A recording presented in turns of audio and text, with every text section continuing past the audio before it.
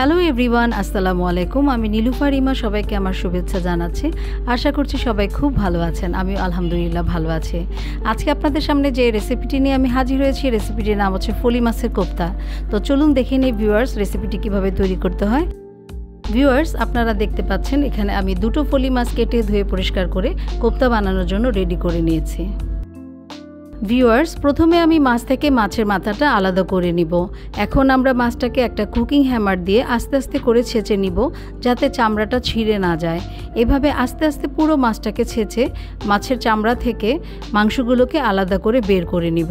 পুরো চামড়াটা যখন আলগা হয়ে যাবে, তখন চামচের সাহায্যে চামড়া থেকে বাকি মাংসটুকু কেচে পুরো চামড়াটাকে পরিষ্কার করে নিব। ভিউয়ার্স, এভাবে আমরা একইভাবে আরেকটি মাছও রেডি করে নিব।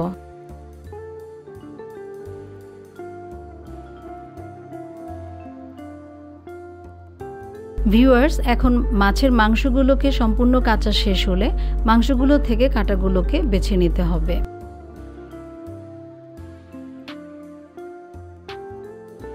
এরপর ভিউয়ার্স, মাছের মাংসগুলোকে আমরা যেসব ইনগ্রিডিয়েন্টস দিয়ে মেখে নিব সেগুলো হচ্ছে দুটো মাছের জন্য 1 কাপ পরিমাণ পেঁয়াজ কুচি, 1 চামচ করে আদা, রসুন, জিরা, ধনে, হলুদ গুঁড়া, মরিচ গুঁড়া এবং আন্দাজ মতো কাঁচামরিচ কুচি এবং ধনেপাতা কুচি এবং স্বাদ মতো লবণ নিয়ে নিব।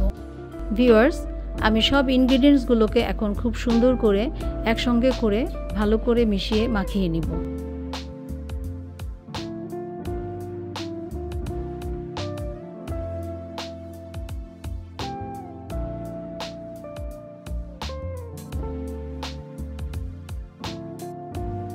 ভিউয়ার্স, এখন এই ইনগ্রিডিয়েন্টসগুলো যে আমি মাখিয়েছি এগুলোর সাথে আলাদা করে রাখা মাছের মাংসগুলোকে একসঙ্গে করে আবার ভালো করে মিশিয়ে মাখিয়ে নিতে হবে। ভিউয়ার্স, যেহেতু আমরা দুটো ফলি মাছের কোপ্তা বানাবো, সেজন্য আমরা মাখানো মিশ্রণটিকে দুটো ভাগ করে নিব। মাখানো মিশ্রণের একটা ভাগ একটা মাছের চামড়ার মধ্যে সুন্দর করে হাত দিয়ে চেপে চেপে ভরে নিব।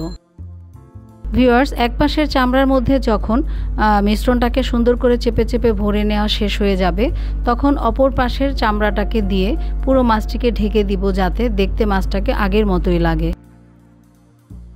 ভিউয়ার্স, ঠিক একইভাবে আমরা অপর মাছটিকেও রেডি করে নিব। এবার মাছ দুটোকে ভাজার জন্য প্রস্তুতি নিব। ভিউয়ার্স, আমি নর্মালি ফলি মাছের কোপ্তা ভাজার আগে মাছের গায়েও একটু মশলা এবং লবণের মিশ্রণ বানিয়ে মেখে নিই, যাতে মাছের চামড়াটার গায়েও লবণ মশলা সব ঠিক মতো হয়। এই মশলার মধ্যে আমি নর্মালি হলুদ, মরিচ এবং ধনের গুঁড়া এবং একটু স্বাদ মতো লবণ দিয়ে দিই। এবার মাখানো মিশ্রণটিকে মাছের গায়ে সুন্দর করে মেখে নিব।